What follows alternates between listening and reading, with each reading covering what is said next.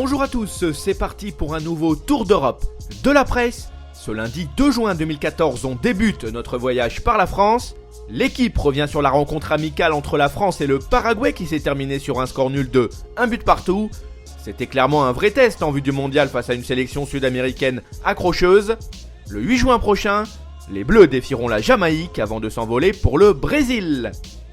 De son côté, la Provence met en avant le fait que le scénario du match a donné lieu à un vrai rappel à l'ordre pour les Français.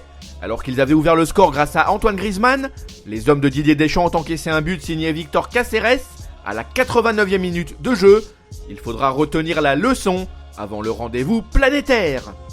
Cap vers l'Italie, le Corriere dello Sport se penche sur la liste des 23 Italiens retenus pour la Coupe du Monde.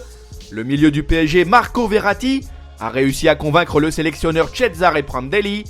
En revanche, le coach italien a choisi de se passer des services de Giuseppe Rossi ou encore Mattia Destro. Pour sa part, Tutto Sport relaye les propos d'Alvaro Morata. Le jeune goléador du Real Madrid a laissé entendre qu'il pourrait être séduit par la perspective de jouer à la Juventus. Allez, on reprend notre baluchon et on file en Espagne. Le journal Marca s'intéresse à Iker Casillas. Le gardien de but aurait rencontré le président Florentino Pérez. L'Espagnol lui aurait fait part de son désir ardent de rester au Real Madrid. El Mundo Deportivo, quant à lui, annonce la couleur en ce qui concerne Cesc Fabregas. En clair, le milieu pourrait quitter le Barça contre une indemnité de 40 millions d'euros. Arsenal, Liverpool, les deux Manchester et Chelsea pourraient se livrer une lutte terrible afin d'obtenir sa signature. On traverse la Manche et on débarque en Angleterre.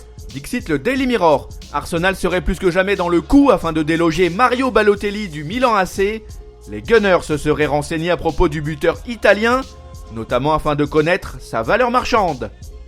À en croire le Daily Express, le transfert de Fernando à Manchester City serait en très bonne voie. Le milieu de Porto pourrait rejoindre le club britannique contre une somme d'environ 20 millions d'euros. Voilà, ce tour d'Europe de la presse est terminé. On se retrouve très vite pour un nouveau numéro. En attendant, vous pouvez consulter en temps réel l'actualité sur le site de Top Mercato ou sur nos chaînes YouTube et Dailymotion. Nos applis pour mobile et tablette, de même que nos comptes Facebook et Twitter, sont également à votre service. Ciao!